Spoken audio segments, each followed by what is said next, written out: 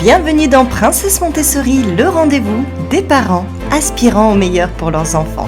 Je suis Ksenia Trubetskoy, princesse et passionnée par l'éveil, le développement et le bien-être de nos enfants, mais aussi des parents. Ensemble, transformons l'éducation de nos enfants et notre parentalité en un conte de fées moderne. Prêt pour une aventure enchantée ? C'est parti!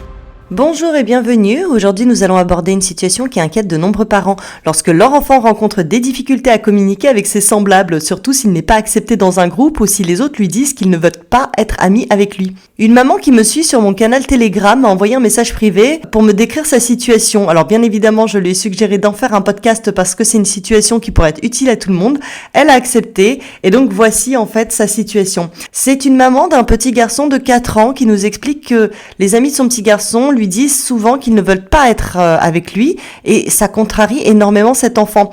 Alors comment une mère doit-elle réagir correctement et que faire pour aider son enfant dans une telle situation ? Alors je comprends qu'une telle situation peut susciter beaucoup d'émotions chez un parent. Inquiétude, angoisse que son enfant soit rejeté par son groupe de semblables, peur qu'il ne trouve pas d'amis proches, frustration, confusion sur la meilleure façon d'agir. Quel mot choisir ? Quel mot trouver pour apaiser une telle situation ? Et il y a l'étonnement aussi. Comment est-ce que c'est possible ? C'est pourtant mon enfant. En plus de gérer leurs propres sentiments, les parents doivent aussi interagir avec les sentiments de leur enfant et l'aider à les accepter et à les vivre. Examinons cela étape par étape. La première étape, c'est de comprendre ses propres émotions. Pour gérer efficacement vos sentiments, sachez qu'entre 3 et 6 ans, les enfants traversent ce qu'on appelle une période critique dans le développement des compétences sociales, la socialisation. Alors qu'est-ce que cela signifie ? Avant tout, c'est une période où les enfants sont particulièrement sensibles à tout contact social. Je rappelle que cette période débute lorsque l'enfant commence à dire « moi ». Je suis. Et il prend conscience de son existence en se séparant doucement des autres grâce à une phrase de protestation du type non à tout. Il apprend alors qu'il existe un moi qui est distinct de l'autre.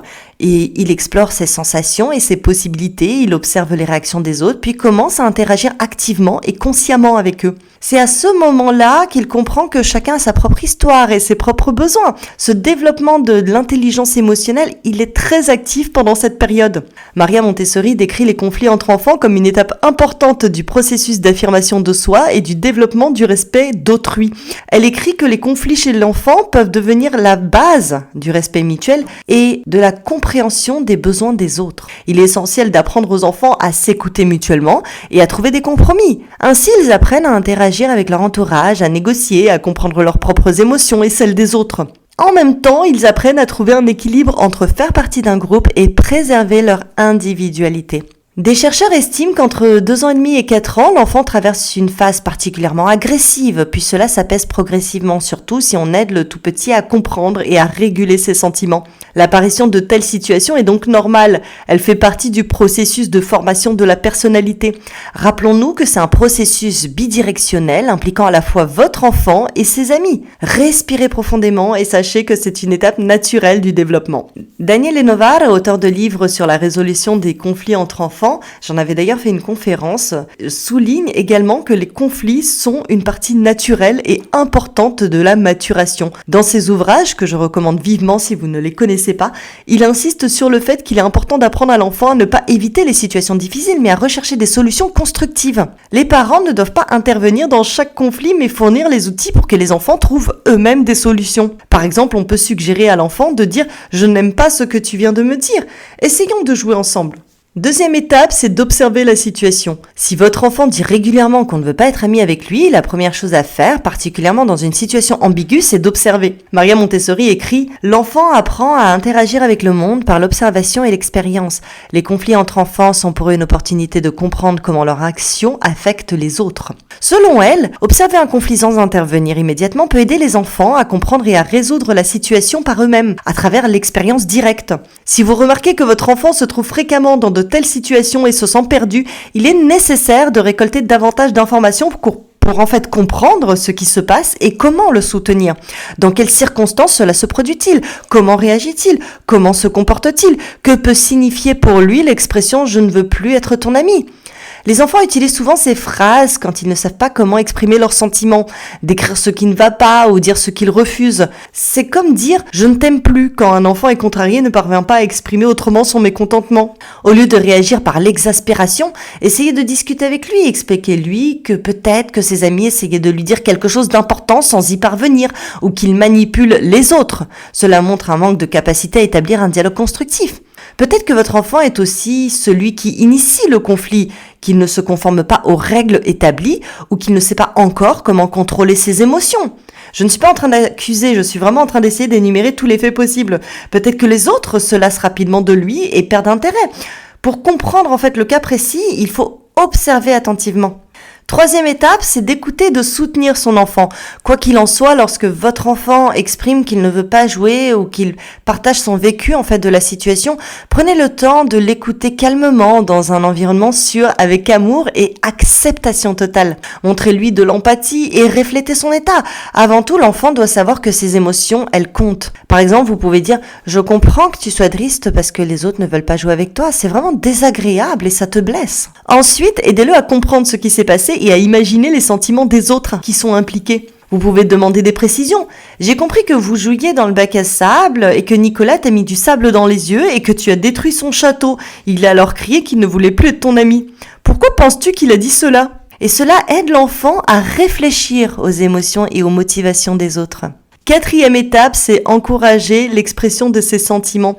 Aidez votre enfant à exprimer ses sentiments. Proposez-lui de dire à ses amis « Ça me rend triste quand vous me dites que vous ne voulez plus être ami avec moi. Ça me fait vraiment de la peine quand vous dites tout ça tous ensemble. » Exprimez ce qu'il ressent. En fait, le fait de ne pas cacher ses émotions, mais de les exprimer réduit la tension et apporte déjà du soulagement.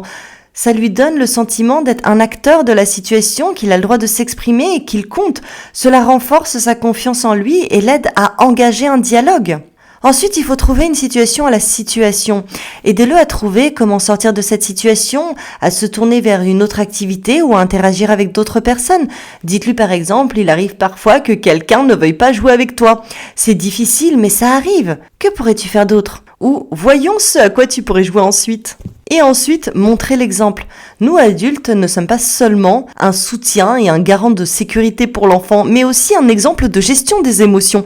Les enfants de cet âge apprennent par imitation. Montrez-leur par votre propre comportement comment exprimer correctement vos sentiments et comment négocier dans des situations réelles auxquelles vous vous êtes confrontés. L'étape suivante, c'est d'accepter les conflits comme partie du développement. Il n'existe pas de société parfaite composée uniquement de personnes toujours gentilles et joyeuses, toujours prêtes à communiquer. Nous ne pouvons pas protéger nos enfants de tous les désagréments dans les relations. Nous devons leur permettre de vivre des désaccords et les aider à trouver des solutions. Cela leur apprendra à gérer les conflits dans leur vie future. Et la dernière étape, c'est d'enseigner aux enfants à se fixer des limites. Apprenez aux enfants à négocier et à établir leurs limites. Lorsqu'ils interagissent avec d'autres enfants, enseignez-leur des phrases telles que « ça ne me plaît pas »,« je trouve ça désagréable », « ça me gêne quand tu me parles comme ça ». Ces phrases aident les enfants à exprimer leurs besoins et leurs sentiments. La meilleure façon d'aider les enfants quand ils apprennent à construire des relations, c'est de ne pas intervenir immédiatement, mais d'être présent, prêt à les écouter, de leur donner l'occasion d'être entendus, de leur apprendre à analyser la situation, à écouter leurs sentiments, à ne pas avoir peur de se poser des questions et surtout d'y répondre, de parler de leurs sentiments et de faire leur propre choix. On arrive à la fin de cet épisode. Merci beaucoup pour votre attention. J'espère que cet épisode vous aura aidé. Si vous voulez me soutenir dans ma démarche, eh bien vous avez deux choses à faire. La première, c'est de laisser un avis sur votre plateforme d'écoute préférée. Et la deuxième, eh bien c'est tout simplement de vous abonner au podcast. Ça vous permettra d'être notifié à la sortie d'un nouvel épisode. À très bientôt.